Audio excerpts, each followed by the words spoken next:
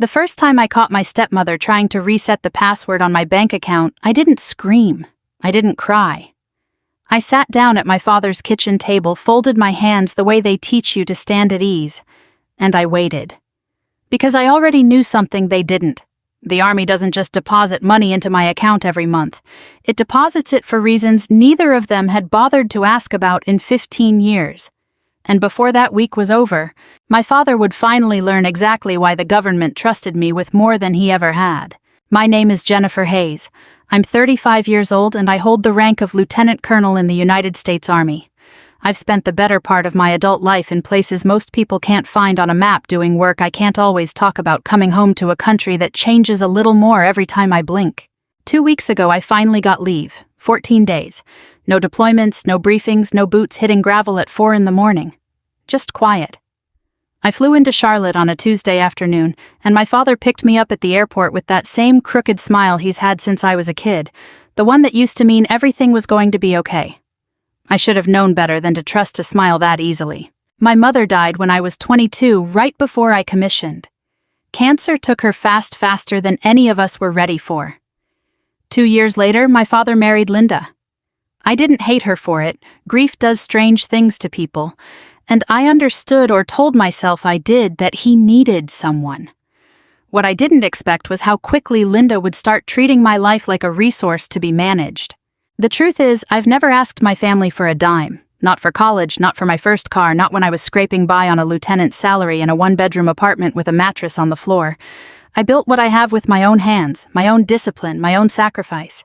That independence is the one thing in this world that's entirely mine.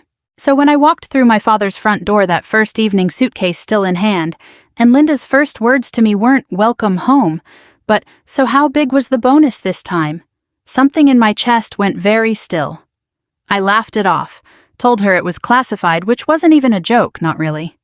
She laughed too, but it wasn't a real laugh. It was the laugh of someone filing information away. That night over dinner, I noticed things I hadn't let myself notice before.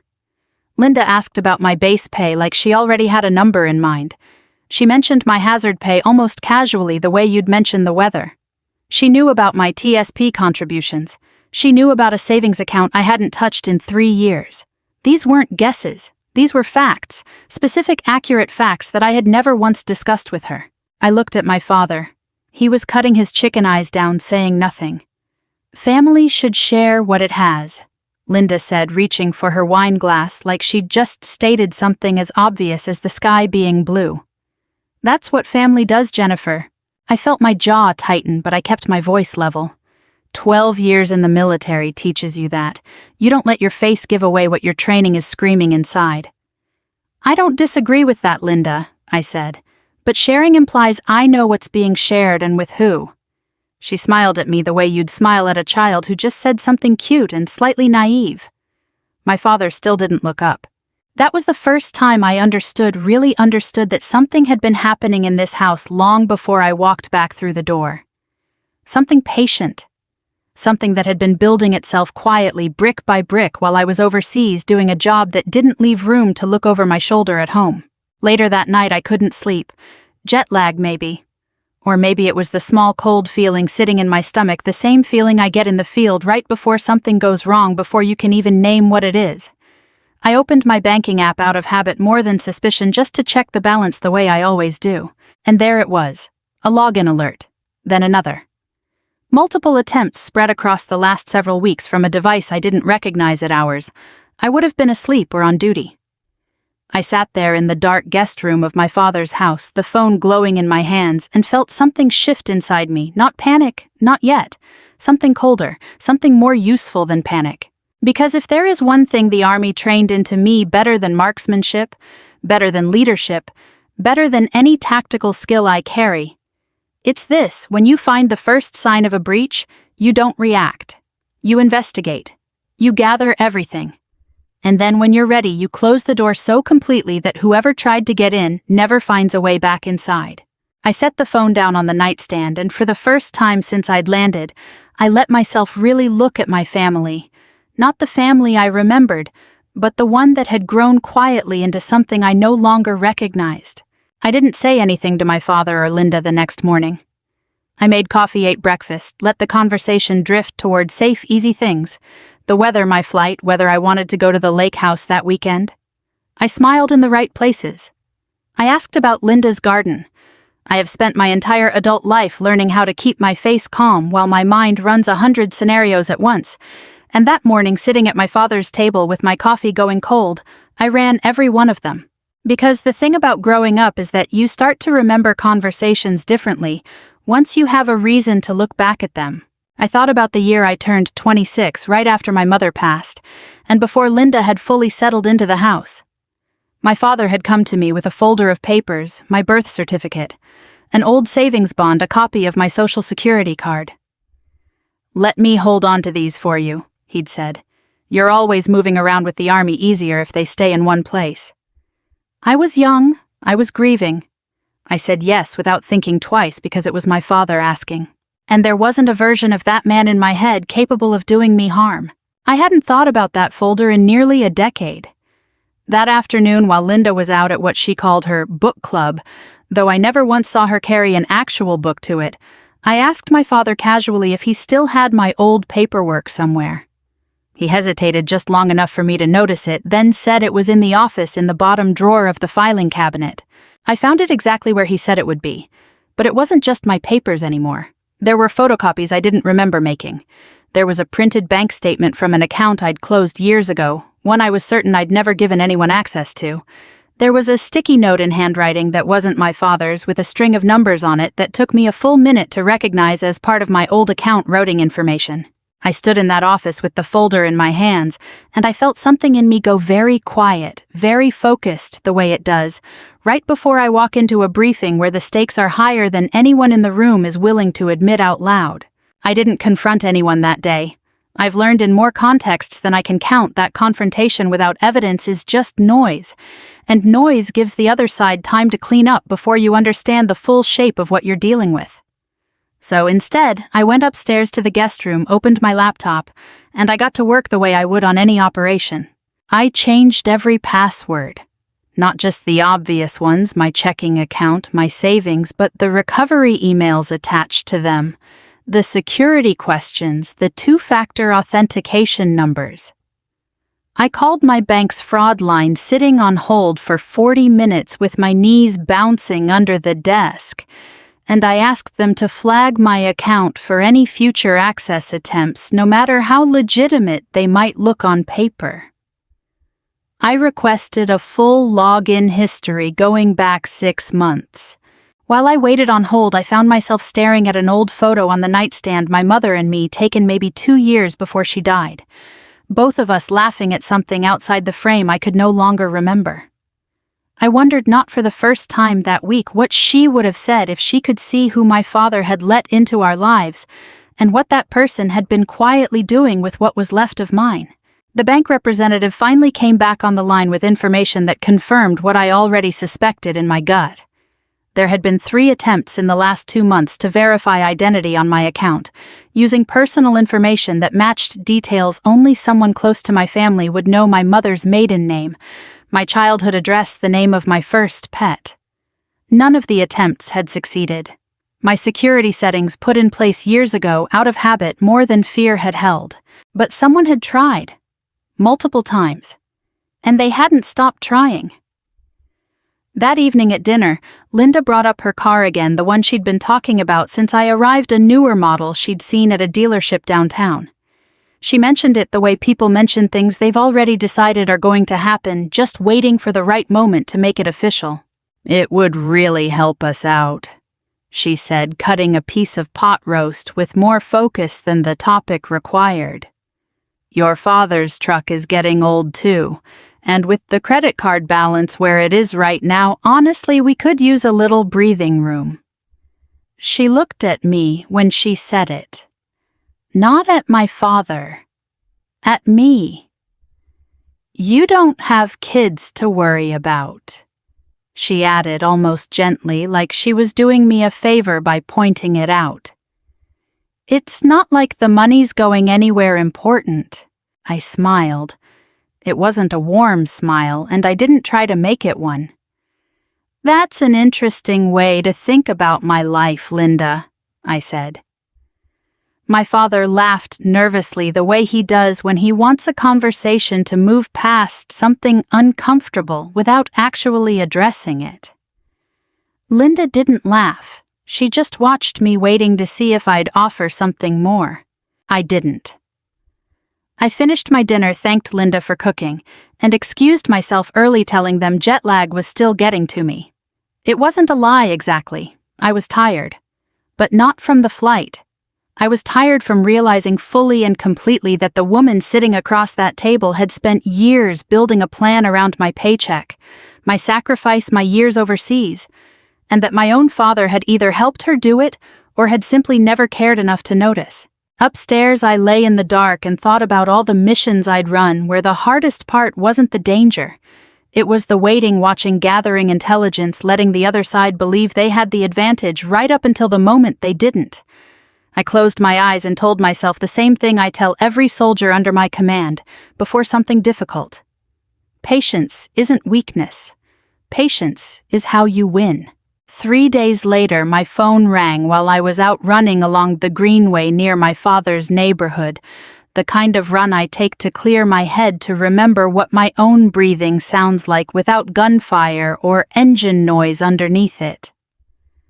The number on the screen belonged to my bank's fraud department. I slowed to a walk, my heart already picking up for reasons that had nothing to do with the run. The woman on the line was polite, professional, the way people trained to deliver bad news carefully always are. She told me there had been another attempt to access my account that morning, this time a call placed directly to customer service. Someone claiming to be me asking to reset my online banking credentials and add a secondary user to the account. The security questions they'd answered correctly were unsettling in how accurate they were. But the final verification step, the one I'd added weeks ago after my first suspicions, was a code sent only to my personal device. Whoever had called didn't have it. The request failed. But they had a recording of the call. And when the representative offered to email it to me, I told her yes, immediately, my legs still moving beneath me on autopilot while my mind went somewhere very still and very cold. I listened to that recording standing in my father's driveway, sweat cooling on my skin, sunglasses, hiding my eyes from anyone who might have been watching from a window. It was Linda's voice. Unmistakably Linda's voice, warm and confident, explaining to the representative that she was helping her stepdaughter, who travels constantly for work, get her account back in order. I walked into that house within 10 minutes. Linda was in the kitchen wiping down the counter, and when she looked up and saw my face, something flickered across hers too, not guilt exactly. Something closer to irritation, like I'd interrupted a task she considered perfectly reasonable. "I got a call from my bank," I said, keeping my voice level the way I would with a soldier who'd just made a serious mistake in the field.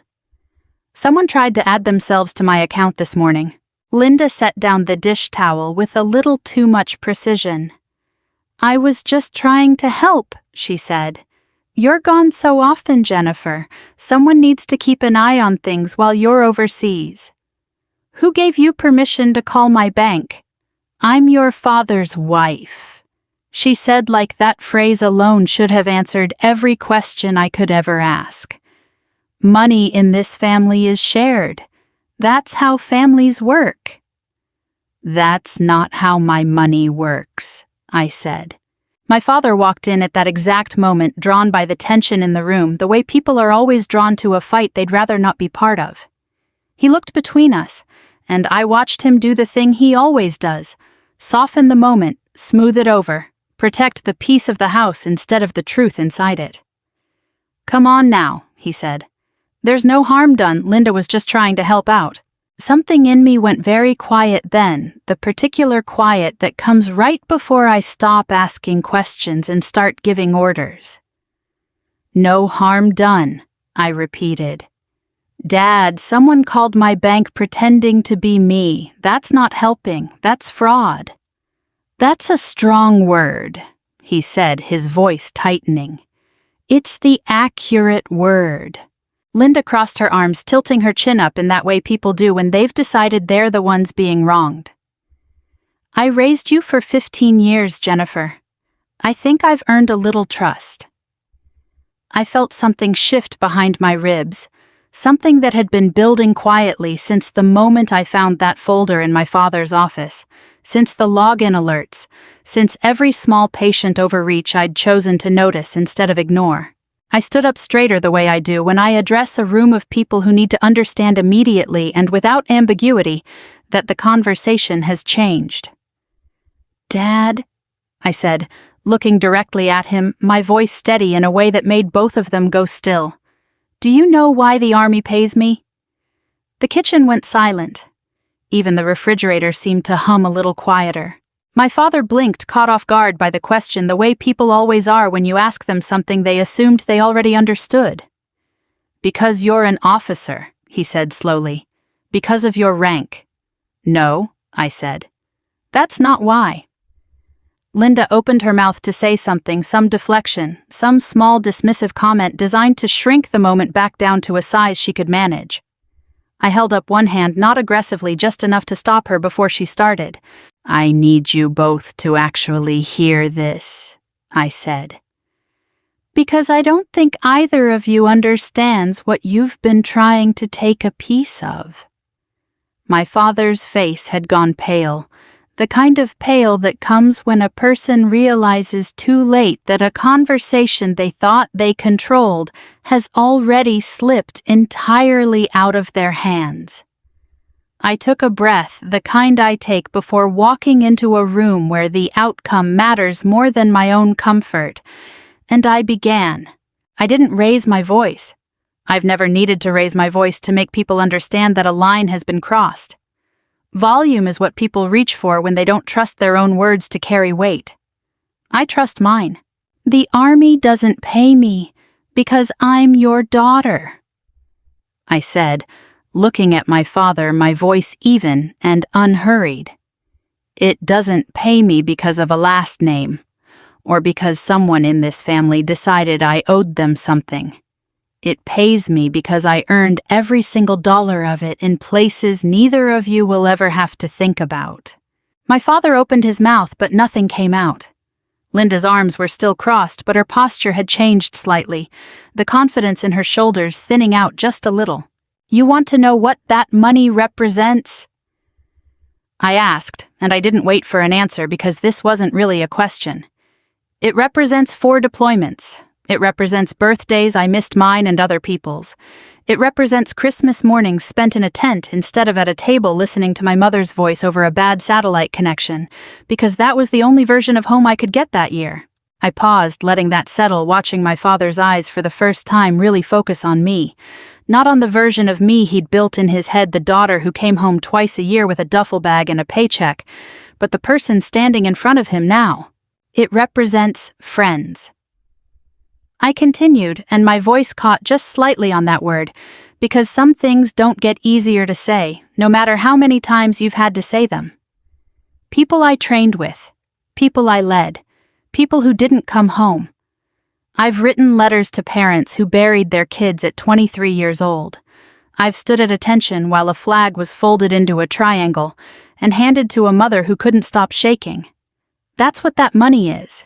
It's not luck. It's not a bonus for showing up. It's the weight of everything I've carried so that people in this country get to live lives where they never have to think about any of it. The kitchen was so quiet I could hear the clock above the stove ticking. I turned to Linda. "So when you tell your bank that you're helping me manage my account," I said, "understand what you're actually doing. You're trying to put your hands on something that isn't yours to touch, and you're doing it without my permission, without my knowledge, and without any right to it at all." Linda's jaw tightened. "I didn't mean any harm by it, Jennifer. Intent doesn't undo the fact that it happened 3 times, I said. The folder in Dad's office wasn't an accident either. Someone photocopied documents that weren't theirs to photocopy. Someone wrote down account numbers that weren't theirs to write down. My father's face had gone from pale to something closer to gray. I could see the moment it landed on him, not just what Linda had done, but how much of it he had allowed simply by never asking a single question. "Tell your wife to stop touching my money," I said, still looking at him, my voice calm but absolutely unmovable. "My money is mine, not hers, not yours, mine. I earned the right to decide what happens to it, and no one in this house gets to decide that for me, because we happen to share a last name." Linda's composure finally cracked, just slightly, a flash of something defensive crossing her face. "You make it sound like I'm some kind of criminal. I'm not the one who called a bank pretending to be someone else," I said. "That's not a sound, that's a fact, and there's a recording of it." The silence that followed was different from the ones before it. It wasn't confusion anymore. It was the silence of two people realizing that whatever quiet arrangement they'd built over the years, whatever assumptions they'd made about what I would eventually give in and provide, had just been permanently closed. "She needs to know where the line is," I said, my eyes still on my father, "because I won't be repeating this conversation." I looked at Linda one final time, and I kept my voice level, controlled the way I would speak to anyone who needed to understand that a warning was not a threat, it was simply information. "Cross that line again," I said, "and this won't stay a polite conversation." My father's hands were trembling slightly at his sides, though I don't think he realized it. He looked at me the way you look at someone you thought you knew completely, only to discover an entire structure underneath them that you never noticed. Was there a foundation built out of discipline and independence, and years of learning how to stand entirely on your own? For the first time since I'd walked back through that front door, I watched my father truly see me. Not the daughter he remembered from summers at the lake, not the little girl who used to fall asleep on his shoulder during long car rides. Someone else. Someone who had built a life strong enough that no one, not even family, could quietly take pieces of it without her noticing. I turned and walked upstairs, leaving both of them standing in that kitchen with the weight of everything I'd said settling into the space between them. Behind me, I heard my father finally speak, his voice low, uncertain, directed at Linda. "What else have you done that I don't know about?" I didn't stay to hear her answer. I already knew I would need more than words to understand the full truth of what had been happening in that house. I didn't sleep much that night, but it wasn't the restless kind of sleeplessness that comes from anger. It was the focused kind, the kind I've learned to use rather than fight against. By 4 a.m, I had a list. Every account, every document, every date, I could remember Linda asking a question that seemed casual at the time, but read very differently now. I've run intelligence briefings with less preparation than what I put into that legal pad before the sun came up. At 8, I called an attorney I'd used years earlier to help draft my will before my second deployment. A woman named Dana Whitfield. Sharp, unsentimental, exactly what the situation required. I told her everything. The folder in my father's office, the login attempts, the recorded call. She was quiet for a moment on the other end of the line, and then she said something I've held on to since. "Jennifer, this isn't a misunderstanding between family members. This is a pattern, and patterns don't happen by accident." She asked me to send her copies of everything I had, and within 2 days, her office had pulled together a fuller picture than I think even I was prepared for. It turned out the folder was only the beginning. Over the past several years, Linda had opened at least 2 pieces of mail addressed to me that had been mistakenly delivered to my father's house bank correspondence. I never saw statements I assumed had simply been lost in the shuffle of changing addresses so often. On one occasion, years earlier, she had submitted a form to update mailing preferences on an old account of mine, adding her own email as a secondary contact. It hadn't worked. Not fully, but it had left a digital footprint the attorney's office was able to trace. There was also a life insurance policy I'd taken out at 26, back before I fully understood how much paperwork a soldier accumulates without meaning to. On one revision years ago, someone had attempted to list an additional beneficiary. The attempt had been rejected by the insurance company for lacking proper authorization, but the request itself was still on file, dated time-stamped, undeniable. None of it had succeeded. Not the bank, not the mail, not the insurance form. But success was never really the point. The point was the pattern years of quiet, patient attempts to insert herself into the financial architecture of a life she had no legal claim to. I sat in Dana's office with the documents spread across the table, and for a moment I let myself feel something other than discipline. I felt tired. Not from lack of sleep, but from the particular exhaustion of realizing that the person supposedly caring for your father, sharing his home, sitting across from you at holiday dinners, had spent years treating your future like an inheritance to be quietly managed before you were even willing to admit it existed. I confronted Linda that evening. My father present the documents laid out on the same kitchen table, where she'd once asked me how big my bonus was.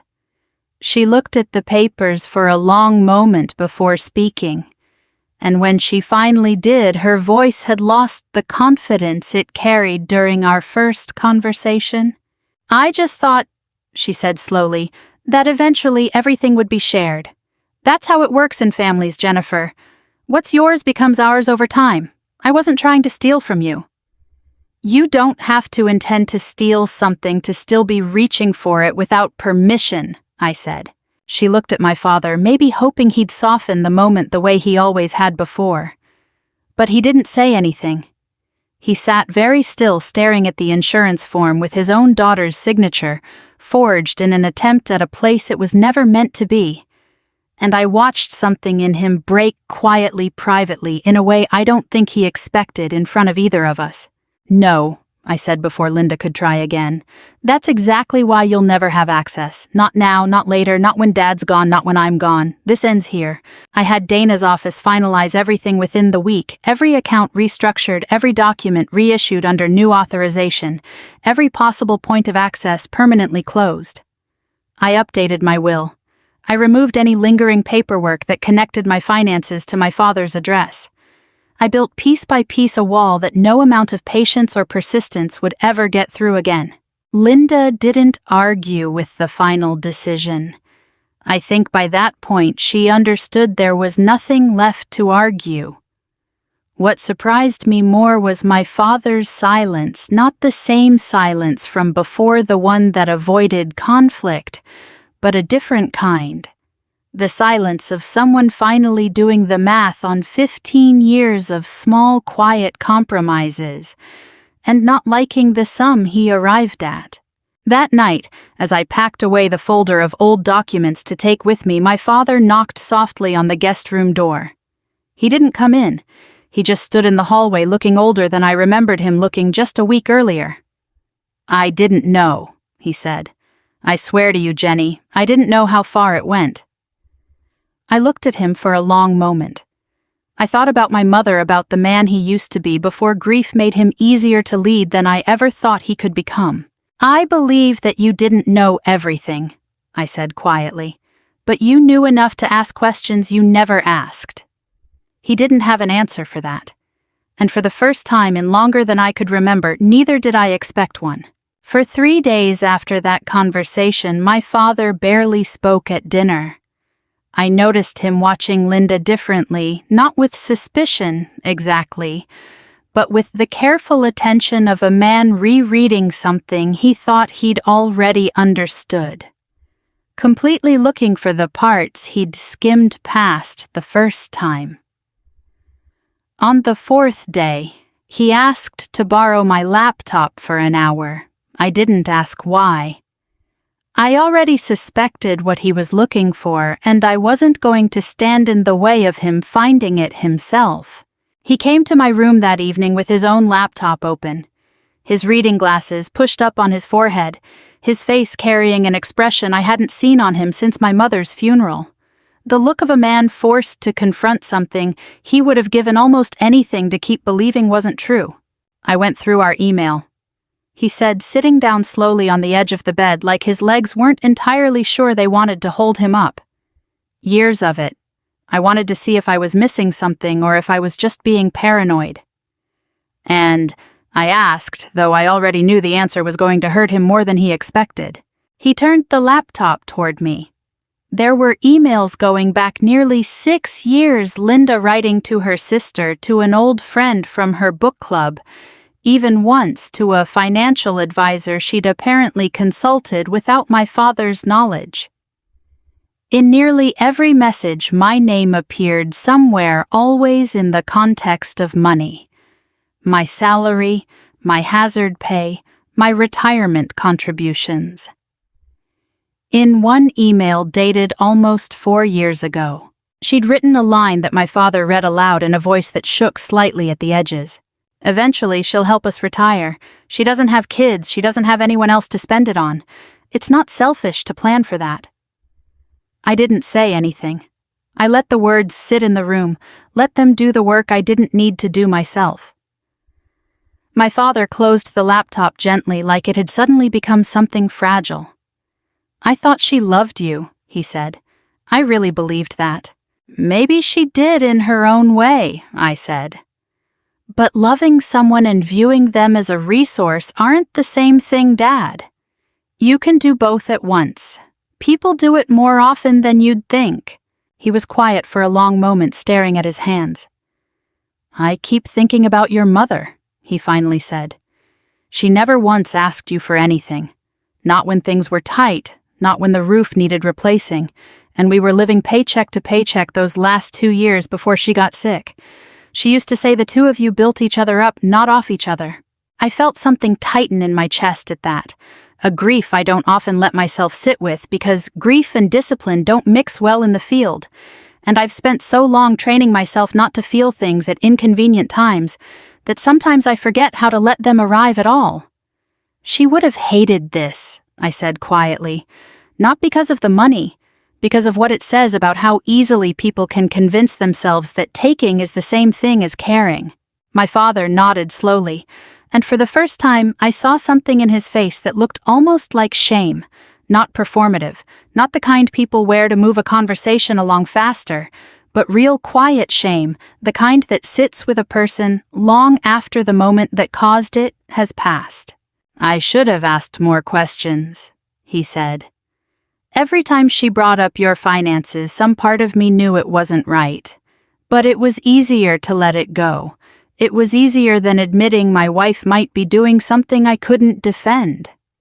"That's the part I need you to understand," I said, and I kept my voice gentle because I could see how much this admission was costing him, even if gentleness wasn't something I owed him yet. "It was never really about the money, Dad. It was about you choosing comfort over protecting me.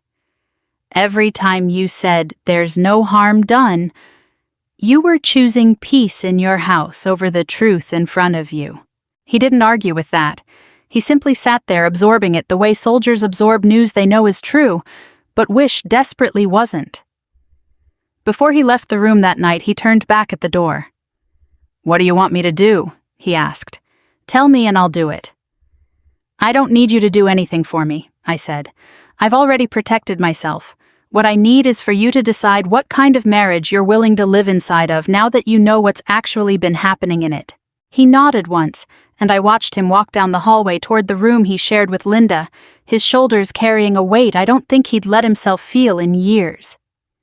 2 days later, he came to find me again, this time with something different in his hands, a small leather folder I recognized instantly. My mother's folder.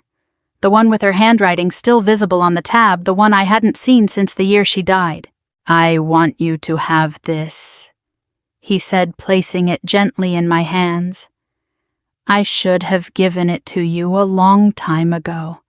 I think I was holding on to it because it was easier than letting go of her completely. But it belongs with you now, not locked away in a drawer where someone else could get their hands on it. I opened the folder later that night alone and found photographs I hadn't seen in over a decade, a handwritten letter my mother had left for me that I'd never had the strength to read before, and a small note just for me in handwriting I would know anywhere in the world. Protect what you build, Jenny. Not because people don't deserve kindness, but because kindness without boundaries is how good people get taken advantage of by people who call it love. I sat there for a long time after reading it, the letter trembling slightly in my hands, understanding for the first time that some lessons don't come from training manuals or leadership courses. Some of them come from the people who love you enough to warn you long before you ever need the warning. My last morning at my father's house arrived quieter than I expected. I'd packed the night before the way I always do, methodical, unhurried, everything folded into my duffel bag, with the same precision I'd use preparing for deployment, because habits like that don't turn off just because you're only driving back to base instead of flying overseas. My father was already in the kitchen when I came downstairs, sitting at the table with a small box in front of him. Linda was nowhere in sight, and I didn't ask where she'd gone.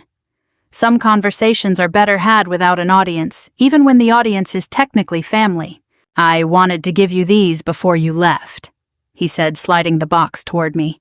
Inside were the last of the documents I'd never fully reclaimed: my original birth certificate, an old Social Security card, house keys to a place I hadn't lived in since I was 18, and a folder of financial paperwork going back years, everything Linda had ever touched, now returned in full.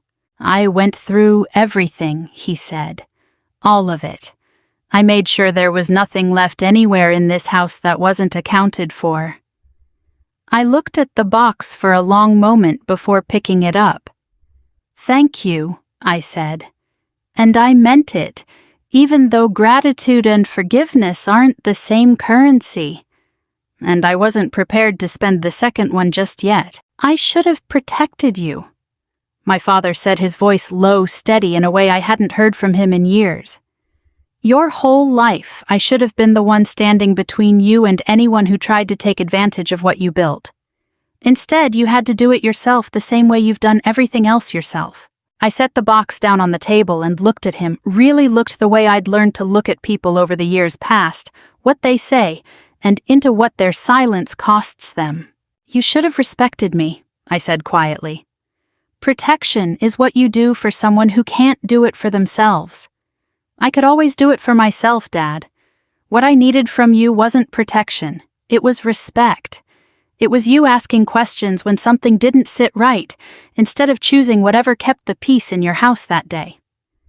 He nodded slowly, and I watched something settle in him, an understanding that had taken far too many years and far too much damage to arrive. Linda came downstairs just as I was zipping my duffel bag. She stood in the doorway for a moment, and for the first time since I'd arrived 2 weeks earlier, she looked genuinely uncertain, the confidence gone from her posture entirely. "Jennifer," she said, "I am sorry. I don't expect you to believe that right away, but I am." I turned to face her, and I kept my voice level, the same voice I'd use addressing anyone who needed to hear something clearly without room for misinterpretation. "I believe that you're sorry you got caught," I said. "Whether you're sorry for what you actually did, that's between you and whoever you answer to. But I want to be clear about something, so there's no confusion moving forward." She waited, and I let the silence stretch just long enough to make sure she understood the weight of what was coming. "Forgiveness doesn't restore access," I said. "I might someday find a way to forgive what happened here. That's a process I'll work through in my own time on my own terms. But forgiveness and trust are two entirely different things, and trust is something you don't get to demand back just because enough time has passed." Linda didn't argue. I think by that point she understood there was nothing left to argue with. She simply nodded quietly and stepped aside to let me pass. My father walked me out to my car carrying my duffel bag, even though I told him I could manage it myself. Some habits, I suppose, take longer to unlearn than others, and I decided that particular one was one I could let him keep. At the car, he hugged me longer than he usually did, and when he pulled back, there were tears in his eyes that he didn't bother hiding. "I love you, Jenny," he said. "I know that doesn't fix what I let happen. But I need you to know it's true." "I know it's true," I said. "Loving someone and protecting them aren't always the same thing, Dad. That's something I think we both learned this week." I got into my car, started the engine, and looked at him one last time through the window before pulling out of the driveway. He stood there in the yard, hands in his pockets, watching me go the way he used to watch me leave for basic training all those years ago, except this time I don't think he was worried about what I was heading toward. I think for the first time he understood exactly what I was heading back to, and exactly what it had cost me to build a life sturdy enough to survive people trying to quietly take pieces of it. Driving back to base that afternoon, I thought about everything that had happened over those 2 weeks, the folder in the office, the recorded call, the emails, my mother's letter waiting for me in a box I never thought I'd get back. And I thought about something I'd tell any young soldier under my command if they ever needed to hear it. People think the Army pays us to carry a rank. They're wrong. It pays us for discipline, for sacrifice, for responsibility carried quietly day after day, whether anyone's watching or not. And there's one lesson I had to learn outside the military somewhere no training manual ever prepared me for. Sometimes the hardest boundary to defend isn't the one on some distant border guarded by fences and checkpoints and rules of engagement.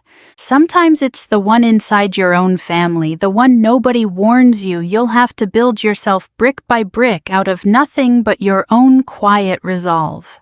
If this story meant something to you, if any part of it reminded you of a boundary you've had to defend in your own life, I'd love to hear about it.